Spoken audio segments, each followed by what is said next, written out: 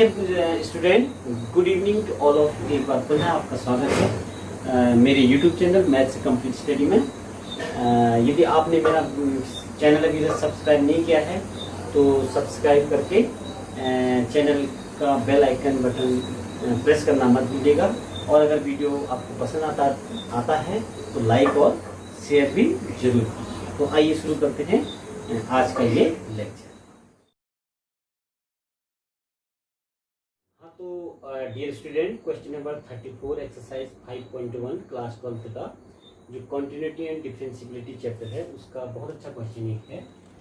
तो इसको देखते हैं। fx is equal to mod x minus mod x plus 1 की आसान सत्यता यानी कि डिसकंटिन्यूअस जहाँ पर ये फंक्शन है उन पॉइंट्स को हमने फाइंड आउट करना है। तो देखते हैं कैसे इसको करते हैं। सबसे पहले इसमें देखिए fx is equal to mod x minus mod x plus 1 ये फंक्शन है। तो ये मॉड फंक्शन जो मॉड एक्स है ये x बराबर 0 पे 0 होगा और ये फंक्शन हमारा x प्लस 1 जो है मॉड x प्लस 1 ये x is equal to minus 1 पे x is equal to minus 1 पे 0 होगा और पहला वाला जो है x इज इक्वल टू 0 पे होगा। जब हम नंबर लाइन देखते हैं तो 0 माइनस 1 1, तो यहाँ पर हम देखते हैं जब फंक्शन माइनस 1 से कम है यानी कि पहली कंडीशन हमारी आएगी if x is less than minus 1। Minus 1 से जब कम होता है, माइनस 1 पर तो 0 है, अगर माइनस 1 से कम होता है तो फंक्शन किस प्रकार से हम लिख सकते हैं। तो fx इज इक्वल टू यहाँ पर आप देखेंगे तो ये निगेटिव वैल्यू हमेशा जो होगी वो पॉजिटिव होके आती है लेकिन उसके पहले माइनस साइन लगता है। तो यहाँ पर जो एक और इससे पहले थोड़ा सा और हम रिवाइज करा देते हैं आपको। fx is equal to mod x is equal to x होता है if x is greater equal 0 and minus x if x is less than 0। तो ये आपने पढ़ रखा है, ठीक है ना, इसको याद कर लीजिए आप। तो माइनस में होती है इसकी वैल्यू, तो ये लेस देन माइनस 1 तो ये माइनस x हो जाएगा और ये वह x प्लस 1 जो पूरा है ये भी हमारा माइनस x प्लस 1 हो जाएगा। तो इसको हम ओपन करते हैं तो माइनस एक्स से माइनस माइनस प्लस एक्स से माइनस 1 इज इक्वल टू ये कैंसिल आउट हो जाएगा इज इक्वल टू माइनस 1, यानी कि f x is equal to minus 1 होगा if x is less than minus 1। तो पहली हमारी कंडीशन ये निकल के आ गई, ठीक है। अब सेकंड कंडीशन हम देखते हैं, नंबर लाइन को भी हम यूज करेंगे। माइनस 1 से कम वैल्यू पे हमने निकाल दिया है, अब माइनस 1 से 1 के बीच में हम निकालेंगे, यानी कि if minus 1 less equal x, क्योंकि लेस देन करके हमने तो यहाँ पर लेस इक्वल करना पड़ेगा। Minus 1 less equal x less than 0, then देखते हैं फंक्शन हमारा क्या होता है। Then f x is equal to आप देखेंगे कि माइनस 1 से बड़ा है, माइनस 1 से बड़ा माइनस 1/2 है, तो ये तो हमारा माइनस में ही नंबर है तो इसकी वैल्यू हमारी माइनस एक्स हो जाएगी और ये हमारा पॉजिटिव हो जाएगा क्योंकि माइनस 1/2 प्लस 1 करेंगे तो 1/2 पॉजिटिव होता है तो इसकी वैल्यू हमारी माइनस एक्स प्लस 1 हो जाएगी, ठीक है। ये यहाँ पे आप इस बात को समझिए, एक बार एफ एक्स जो है माइनस एक्स प्लस 1 हो रहा है एक कंडीशन में, पहली वाली में। दूसरी कंडीशन में आप इसको ध्यान दीजिए, f x is equal to ये प्लस में है यानी कि प्लस एक्स प्लस 1 हो रहा है, ठीक है नहीं। तो ये यहाँ पर आप कंफ्यूज मत कीजिएगा, एक बार ये माइनस में हो रहा है जब ये अंदर की वैल्यू हमारी निगेटिव आती है, जब अंदर की वैल्यू पॉजिटिव आती है तो इसकी वैल्यू हमारी पॉजिटिव होती है। तो इसको आप नोट कर लेना पॉज करके वीडियो को। तो यहाँ पर माइनस एक्स से माइनस 1 तो is equal to minus 2x minus 1, यानी कि हमारा जो फंक्शन है f x is equal to minus 2x minus 1 है if minus 1 less equal x less than 0। तो दूसरी कंडीशन हमारी ये बन के आई है, ठीक है नहीं। अब तीसरी कंडीशन देखते हैं, third, if x is greater equal 0, जब x की वैल्यू 0 से बड़ी है। यहाँ पर x इज लेस देन 0 है, अब अगली कंडीशन में x इज ग्रेटर देन 0 में सारी वैल्यूज हमारी पॉजिटिव आएंगी। तो f x is equal to हो जाएगा मॉड एक्स का x हो जाएगा और इसका भी आपका x प्लस 1 पॉजिटिव होगा।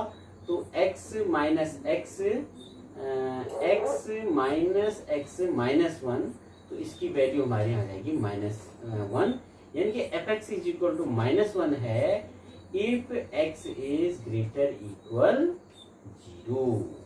तो ये 3 कंडीशन हमारी बन के आ गई है। अब तीनों कंडीशन को हम कंपाइल करेंगे और फंक्शन को दूसरी तरीके से लिखेंगे जिसमें कि मॉडुलस आपका साइन नहीं होगा। तो इस कंडीशन में आप देखिए एफ एक्स की वैल्यू हमारी कितनी है, -1 है। अच्छा, एक चीज कहीं पर हम देख रहे हैं, यहाँ पर कहीं जब एक्स की वैल्यू हमारी बड़ी है, तो बड़ी है किससे, -1 से, तो -1 से बड़ी होगी, सॉरी 0 से बड़ी है, तो इसकी वैल्यू x होगी और इसकी वैल्यू हमारी भी हमारी पॉजिटिव होगी, -x ही होगी। तो यहाँ पे x -1, तो इसकी वैल्यू हमारी कितनी आ रही है, -1 आ रही है। और यहाँ पर हमारी वैल्यू जो हो रही है, यहाँ पर जो हमारी फर्स्ट वैल्यू है ये -x+1 होगी। यहाँ पर वैल्यू हमारी, सॉरी इसकी वैल्यू हमारी 1 आएगी और यहाँ पर वैल्यू हमारी कितनी आ रही, -1 आ रही है। तो f x is equal to 1 if x is less than -1 and -2x -1 if -1 less equal x less than 0 and इसकी वैल्यू हमारी -1 होगी if x is greater equal 0। तो इस तरह से यहाँ पर थोड़ा सा मिस्टेक अगर हो गया था, इसको हम इससे बता देते हैं। फर्स्ट स्टेप जो जब x की वैल्यू -1 से कम है, तो कम है तो इसका मतलब ये हमारा नेगेटिव नंबर होगा, तो ये -x होगा और x+1 भी हमारा नेगेटिव होगा। आपको ये देखना x+1 का साइन जो है ये माइनस होगा। जब हम इसको खोलेंगे तो माइनस माइनस हमारा प्लस हो जाएगा। ये वाला जो x+1 है इसका साइन चेंज नहीं होगा, यानी कि ये x+1 ही आएगा। तो इसकी वैल्यू जो निकल के आएगी वो निकल के आएगी +1, यानी कि f x is equal to कितना आएगा, हमारा 1 आएगा। तो ये आपको क्लियर हो गया होगा। अब हमारा जो क्वेश्चन था वो इस तरीके से हमारा कन्वर्ट हो गया है। अब हम देखते हैं, इसकी चेक करते हैं इसकी कॉन्टिन्यूटी, यानी कि डिसकॉन्टिन्यूस के पॉइंट अगर आपने चेक करने हैं तो आप वही x इज इक्वल टू -1 पे और x इज इक्वल टू 0 पर इसकी लेफ्ट हैंड लिमिट और राइट हैंड लिमिट यहाँ पर कैलकुलेट करेंगे, देखेंगे कि ये इक्वल आती है या नहीं आती, कहीं कोई डिसकंटिन्यूअस का पॉइंट है कि नहीं है। तो अब आप देखिए x इज इक्वल टू -1 पे हम निकालेंगे लेफ्ट हैंड लिमिट। तो लिमिट x टेंडिंग टू -1 के ऊपर माइनस आता है, लेफ्ट हैंड के लिए f x is equal to limit, इसको हम कन्वर्ट कर देते हैं s टेंडिंग टू 0, f यहाँ पर आ जाएगा -1 माइनस h आ जाएगा। तो यहाँ पर आप देखेंगे, इसको ज़्यादा हम लंबा नहीं खींचेंगे, -1 से जब छोटा है तो हमको वैल्यू ऑलरेडी दी गई है, तो इसकी वैल्यू हमारी कितनी आ जाएगी, 1 आ जाएगी। ठीक है, अब x इज इक्वल टू -1 पर हम निकालेंगे यहाँ पे राइट हैंड लिमिट। तो लिमिट x टेंडिंग टू -1 के ऊपर अब किसका साइन आ जाएगा, राइट हैंड लिमिट के लिए प्लस का साइन आता है। तो is equal to limit h tending to 0, ये एफ एक्स जो होगा यहाँ पे x कन्वर्ट हो रहा है -1 प्लस h। तो लिमिट h टेंडिंग टू 0, अब -1 प्लस h किस में होगा, ये कि -1 से बड़ा, -1 लेस इक्वल लेस देन 0 ये वाली कंडीशन आएगी। तो यहाँ पर हमारा जो हो जाएगा -2 इंटू -1 प्लस h -1। तो इसको जब हम सॉल्व करते हैं तो -2 इंटू -1 आपका 2 हो जाएगा और -2h 2 इंटू 0, h की वैल्यू 0 रखेंगे तो 0 हो जाएगी। तो यहाँ पर हमारी जो वैल्यू निकल जाएगी 2 - 1 इज इक्वल टू वैल्यू हमारी निकल के आ गई 1। तो लेफ्ट हैंड लिमिट हमारी 1 आई और राइट हैंड लिमिट हमारी 1 आई, x इज इक्वल टू -1 पे। थर्ड कंडीशन आप देखते हैं उस पर हम वैल्यू भी निकालते हैं। f minus one is equal to, ये इक्वल वाला sign minus one less equal x है, एक्स की वैल्यू माइनस वन के बराबर है, तो minus two into minus one is equal to one, क्योंकि माइनस टू माइनस वन ये टू आएगा, टू माइनस वन वन। तो चूंकि x is equal to minus one पर left hand limit is equal to right hand limit is equal to f minus one is equal to one है। So फलन जो होगा, function जो है x is equal to minus one पर क्या है, कॉन्टिन्यूअस है, यानी कि सतत है। ठीक है, यानी कि फंक्शन जो हमारा x is equal to minus one पर क्या है, कॉन्टिन्यूअस है। अब हम देखते हैं माइनस वन पे हमने कैलकुलेट किया यहाँ पर left hand limit, right hand limit और f माइनस वन। अब हम निकालते हैं x is equal to zero पे। ठीक है, तो x is equal to zero पर भी अब आप निकाल सकते हैं, कोई दिक्कत नहीं है, सीधे सीधे हम निकालते हैं x is equal to zero पर। अब थोड़ा जल्दी हम लिखते हैं left hand limit is equal to limit x tending to zero minus f x is equal to limit h tending to zero f zero minus h is equal to limit h tending to zero f zero minus h का मतलब है zero से कम, minus two into zero minus h minus one, क्योंकि x is less than zero यहाँ पर है, तो यहाँ पर आ जाएगा आपका is equal to minus two into zero, zero to h, यानी कि इसकी वैल्यू हमारी कितनी आई, माइनस वन आई। X is equal to, first condition ये है, सेकेंड कंडीशन आपकी ये है, x is equal to zero पर अब आप निकालेंगे right hand limit is equal to limit h tending to, sorry पहले x लिखेंगे, x tending to zero plus f x is equal to limit h tending to zero f zero plus h is equal to limit h tending to zero, zero plus h किस में आएगा, x is greater than zero, यानी कि सीधे सीधे यहाँ पे हमको वैल्यू दी गई है, जब जीरो प्लस h है तो इसकी वैल्यू हमारी कितनी आ गई, माइनस वन। और तीसरी condition f zero is equal to, ये भी हमारा जीरो से जब भी बड़ा होगा या उसके बराबर होगा, इसकी वैल्यू माइनस वन आएगी। तो चूंकि x बराबर जीरो पर left hand limit is equal to right hand limit is equal to f zero is equal to minus one है, कितना है, माइनस वन है। इसलिए जो हमारा फलन है x is equal to zero पर सतत, यानी कि कॉन्टिन्यूअस होगा, यानी कि x बराबर जीरो पर भी हमारा फंक्शन क्या है, कॉन्टिन्यूअस है। इसी तरह से बच्चों हम देख सकते हैं x is equal to x is equal to c1 less than minus one.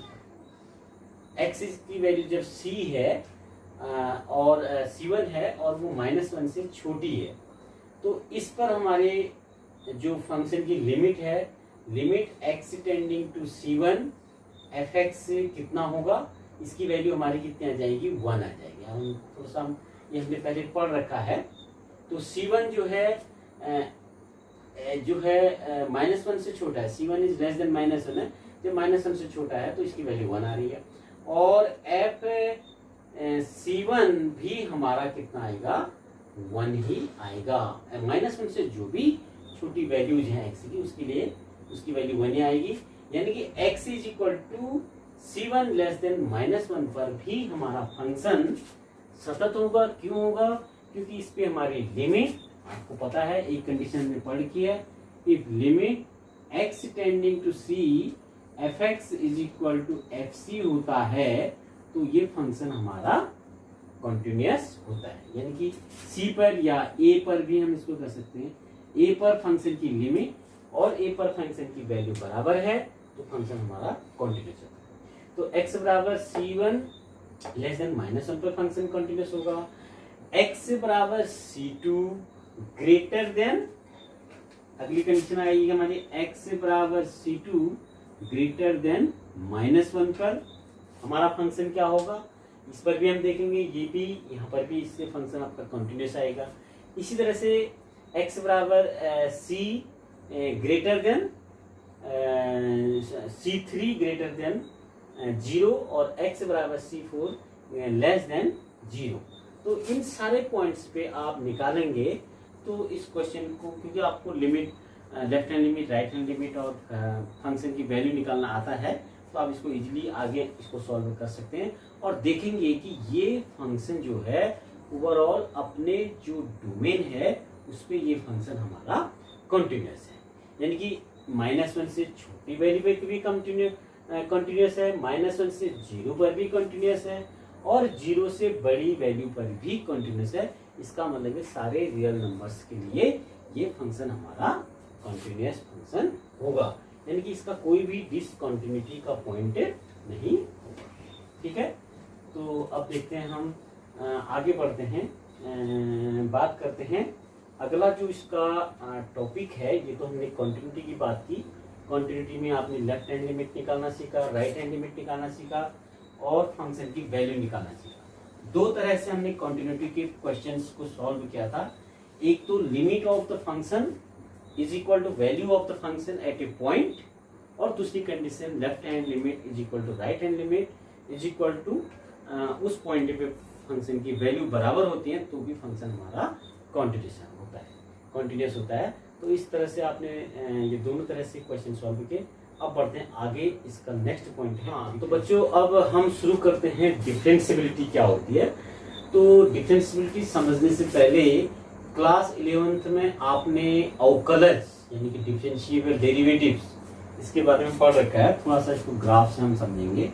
Suppose that आपके पास कोई फंक्शन है y is equal to fx, इस तरह से इसका ग्राफ है सपोज दैट। तो इस पर आपने कोई दो पॉइंट ले लिए।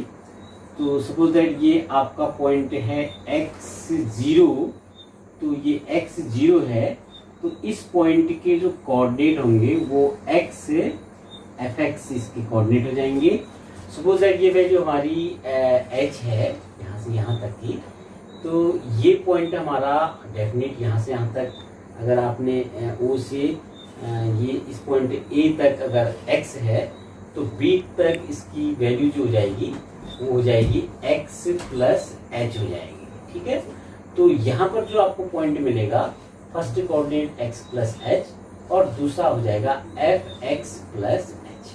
ठीक है, क्योंकि y is equal to fx है तो यहाँ पर जब हम y की वैल्यू fx है, जब x के x वैल्यू है, x इनपुट है तो इसकी वैल्यू fx है, x प्लस h x है तो यहाँ fx है, और x प्लस h वैल्यू है तो यहाँ fx प्लस h हो जाएगी इसका y कोऑर्डिनेट। ठीक है नहीं, इस तरीके से आपने इसको समझना है।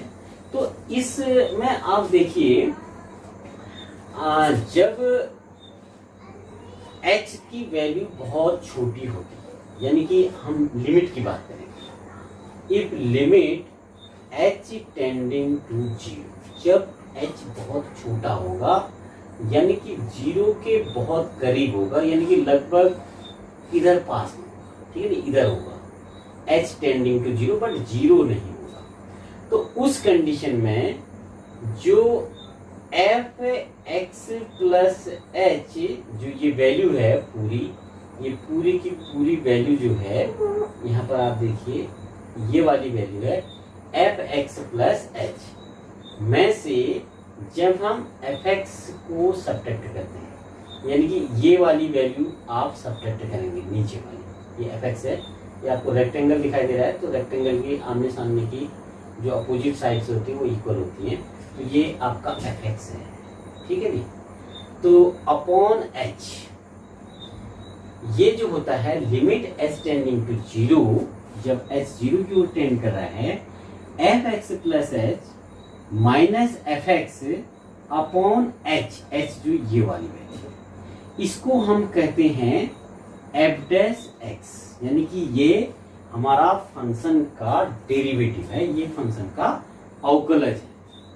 तो अगर हम किसी point x is equal to c की बात करेंगे, at x is equal to c, तो यहाँ पर f डैश c बराबर हो जाएगा limit x tending to c f x minus f c upon x minus c, इस तरह की का होगा। अगर हम इसको लिमिट में चेंज एच की फॉर्म में लिखना चाहें तो हम इसको लिख सकते हैं, या इसको ऐसे ही रहने दीजिए, उसको बाद में हम समझते हैं कि डेरिवेटिव है या नहीं। तो f s c is equal to हमारा रहेगा limit x tending to c f x minus f c over x minus C.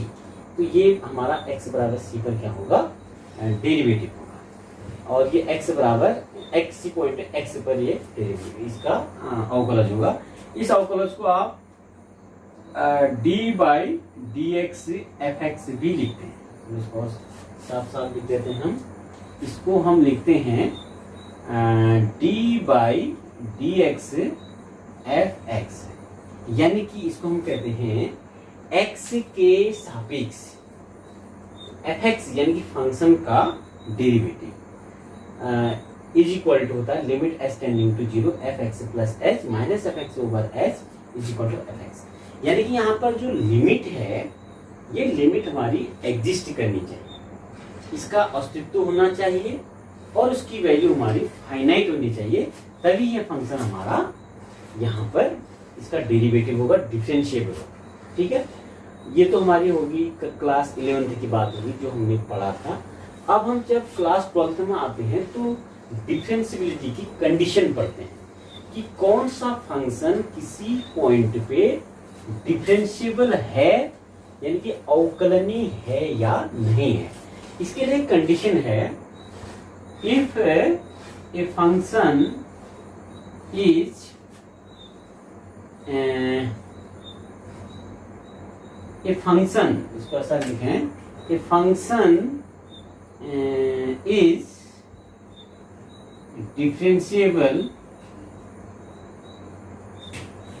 differentiable at a point x is equal to c if a function is differentiable at a point x is equal to c if limit x tending to c f x minus f c over x minus c is exist and finite. अगर इसकी जो limit exist करती है और ये finite अगर है तो ये फंक्शन हमारा x बराबर c पर ये फंक्शन डिफरेंशिएबल होता है, यानी कि अवकलनीय होता है। इसको आप ऐसे भी कर सकते हैं जैसे हमने ग्राफ से समझा था, तो ये हमारा कोई पॉइंट x बराबर c है। सपोज दैट कि फंक्शन हमारा ए बी में इसका a है और ये पॉइंट b है।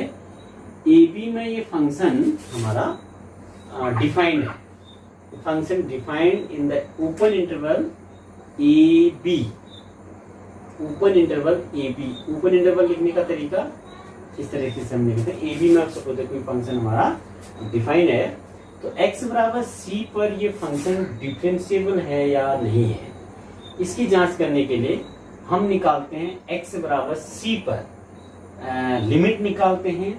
अगर ये x बराबर c पर जो इसकी लिमिट है वो एग्जिस्ट करती है और फाइनाइट है, तो हम कहते हैं कि ये फंक्शन x बराबर c पर हमारा डिफरेंशिएबल है, यानी कि अवकलनीय है। अब इसको हम एक चीज और देखते हैं, एक तो हम इसको चेक करते हैं c माइनस एच पी इस पॉइंट पे, और एक चेक करते हैं हम इसको c प्लस एच पी। इन दो पॉइंट्स पे अगर ये हमारा हो जाएगा लेफ्ट हैंड डेरिवेटिव और c प्लस एच हमारा हो जाएगा राइट हैंड डेरिवेटिव। तो लेफ्ट हैंड डेरिवेटिव और राइट हैंड डेरिवेटिव जब इक्वल होंगे तभी लिमिट इसकी एग्जिस्ट करेगी। तो उस कंडीशन में ये फंक्शन हमारा x बराबर c पर अवकलनीय होगा, यानी कि डिफरेंशिएबल होगा।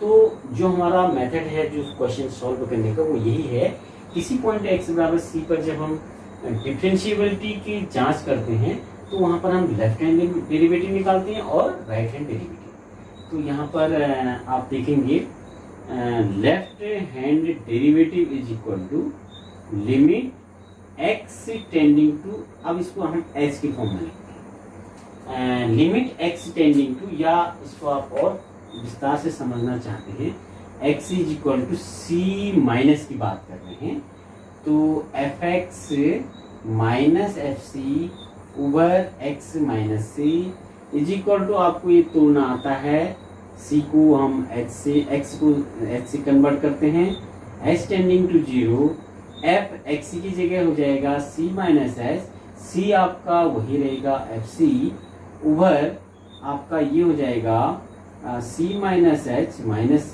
सी से प्लस सी cancel is equal to limit h tending to 0 f c minus h minus f c over minus h, ये हो जाएगा आपका लेफ्ट हैंड डेरिवेटिव। ये आपको याद रखना है, ठीक है बच्चों, ये हमारा है लेफ्ट हैंड डेरिवेटिव। इसी तरह से जब आप राइट हैंड डेरिवेटिव निकालते हैं at x is equal to c, x बराबर c पर अब आप निकालेंगे राइट हैंड डेरिवेटिव, तो ये हो जाएगा limit x tending to c plus, क्योंकि ये आपने c पर लिख रखा है, f x minus f c upon x minus c is equal to limit, ये हमको कन्वर्ट करना आ गया है, s tending to 0 f c plus H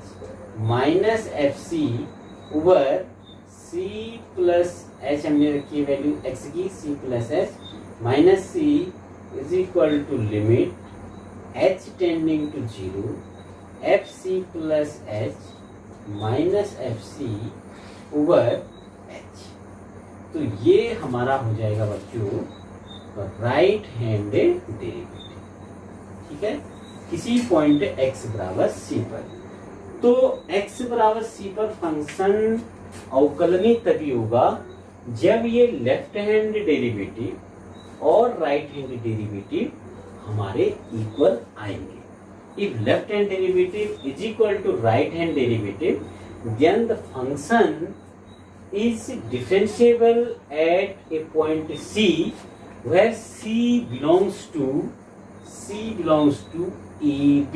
ये भी आपको ध्यान रखना है, c जो है AB को बिलोंग करता है, यानी कि आप इसको ऐसा समझिए हमारे फंक्शन का जो डोमेन है वो f such that AB to suppose that R है, ठीक है नहीं, तो इस AB में कोई पॉइंट हमने C लिया है, C बिलोंग्स टू AB, उस पॉइंट पे हम इसकी डिफरेंशियबिलिटी की जांच कर रहे हैं।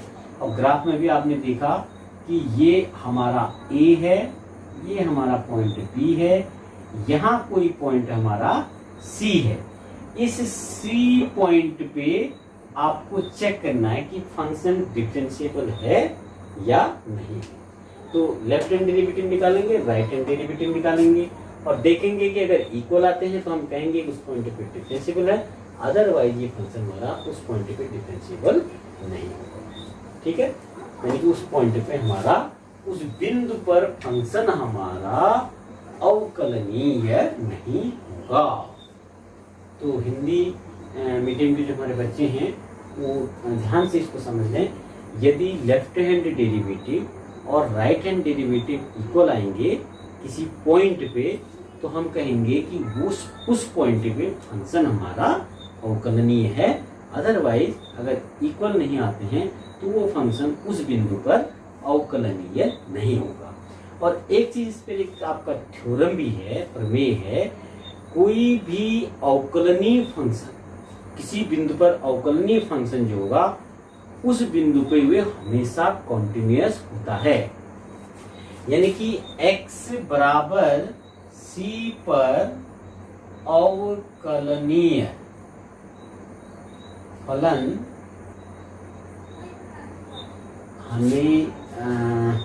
हमेशा सतत होता है।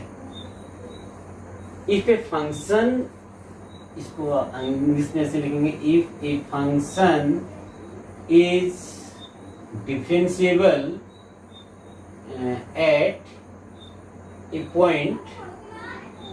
at a point x is equal to c, then the function is continuous. यदि फंक्शन x से बराबर c पर अगर अवकलनीय है तो इसका मतलब है x से बराबर c पर फंक्शन हमारा डेफिनिट जो होगा कॉन्टिन्यूअस होगा। अवकलनीय है यानी कि इसको आप ऐसा समझ सकते हैं, differentiable always continuous, but continuous may और मे नॉट बी डिफरेंशिएबल। अगर फंक्शन आपका डिफरेंशिएबल है तो कॉन्टिन्यूअस होगा ही होगा, अगर कॉन्टिन्यूअस है तो डिफरेंशिएबल हो भी सकता है और नहीं भी हो सकता है। इस पॉइंट को आपने नोट करना है। अब देखते हैं इस पर एक क्वेश्चन हम देखते हैं, उससे थोड़ा सा आपको और इसमें क्लियरिटी आएगी इसको समझने में कि फंक्शन हमारा कैसे हम इसको डिफरेंशिएबिलिटी की जांच करते हैं। सपोज दैट आपके पास एक एग्जांपल, एक क्वेश्चन है fx is equal to mod x। ये क्वेश्चन हमने कंटिन्यूटी की जब एक्सरसाइज कराई थी तब भी आपको बताया था। इसको हमने x बराबर 0 पर, at point x is equal to 0, x बराबर 0 पर हम इसको देखते हैं कि ये डिफरेंशिएबल है या नहीं है। तो इसको हम ऐसे लिख सकते हैं, फाइंड द डिफरेंशिएबिलिटी, इसको ऐसे लिखते हैं, differentiability of the above function at x is equal to 0। तो ये फंक्शन आपको दिया है fx इज इक्वल टू, हमें लिखा find the differentiability of the above function at x is equal to 0। तो हम, ये क्वेश्चन हमारा है, तो x बराबर 0 पर आप निकालेंगे इसका लेफ्ट हैंडेड डेरिवेटिव। कैसे हम क्वेश्चन को सॉल्व करते हैं? लेफ्ट हैंड डेरिवेटिव का मतलब फॉर्मूला इसका पता है। लेफ्ट हैंड डेरिवेटिव का फॉर्मूला है limit h tending to 0 f c minus h minus f c over minus h, ये इसका लेफ्ट हैंड डेरिवेटिव होता है। तो इस पर आपने इसको रखना है, ये एक 0, x बराबर 0 पे चेक करें, ये तो c पर था, तो इज इक्वल टू हो जाएगा limit h tending to 0 f c की जगह हमारा हो जाएगा 0, जो पॉइंट आपको दिया है 0 minus h minus f c का मतलब f0 ओवर हो जाएगा minus h is equal to limit h tending to 0। अब देखिए यहाँ पे 0 माइनस h है, तो यहाँ आपका फंक्शन जो है fx is equal to mod x है, इसकी वैल्यू x होती है if x is greater equal 0 and minus x is x is less than 0। ये मैंने इसे पहले वाले क्वेश्चन में भी कहा था, ये बहुत जगह पर काम आएगा। तो 0 माइनस h की पर जब हम बात करेंगे तो हमारा लेस देन 0 है, इसका मतलब ये वाला फंक्शन आएगा, तो माइनस 0 माइनस h यानी कि x की जगह आप 0 माइनस h रखेंगे, माइनस f0 अगर रखेंगे तो यहाँ पर आपका ये है, तो यहाँ पर हम इसको रख देंगे f0, fx is equal to आपका x है, तो f0 इज इक्वल टू हमारा कितना हो जाएगा 0 अपॉन आ जाएगा आपका h। तो ये इसको हम जब हम सॉल्व करते हैं तो limit h tending to 0 minus h, sorry ये माइनस h से नीचे, माइनस माइनस से प्लस हो जाएगा h ओवर माइनस h से h कैंसिल, इसकी वैल्यू हमारी आ जाएगी -1। अब बिल्कुल इसी तरह से आप निकालेंगे x बराबर 0 पर ये इसे लिख देते हैं राइट हैंड डेरिवेटिव। ध्यान रहे ये राइट हैंड डेरिवेटिव है, राइट हैंड लिमिट नहीं है। तो limit h tending to 0 f0 plus h minus f0 over h। Right hand derivative के लिए प्लस h होता है और लेफ्ट हैंड डेरिवेटिव के लिए माइनस h होता है इसके डिनोमिनेटर में। तो 0 प्लस h है तो 0 प्लस का मतलब ये आ जाएगा। तो लिमिट h टेंडिंग टू 0 तो ये हो जाएगा आपका 0 प्लस h माइनस f0 भी आपका 0 होगा। चलो इसको आप 0 लिख देते हैं अभी ऊपर s इज इक्वल टू ये f0 प्लस h है। तो यहाँ पर सॉरी इसको हमने दोबारा लिख दिया एक ही जैसा, तो क्योंकि हमने इसमें वैल्यू पुट अप करनी है। तो यहाँ पर आप लिखेंगे limit h tending to 0 0 plus h minus 0 over h is equal to limit h tending to 0 h over h से h cancel is equal to 1। तो यहाँ पर आपकी जो राइट हैंड डेरिवेटिव आ रहा है वो 1 आ रहा है और लेफ्ट हैंड डेरिवेटिव -1 आ रहा है। तो आप इसका कंक्लूजन जो लिखेंगे, क्योंकि x बराबर 0 पर left hand derivative is not equal to right hand derivative, so the function is not differentiable at x is equal to 0। इसका मतलब x बराबर 0 पर ये फंक्शन हमारा डिफरेंशिएबल नहीं है, जबकि x बराबर 0 पर ये फंक्शन हमारा कॉन्टिन्यूअस था।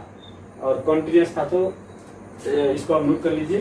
उसको थोड़ा सा एक बार और मैं इसका ग्राफ से आप समझ लेंगे। इसका ग्राफ बहुत इंपॉर्टेंट है।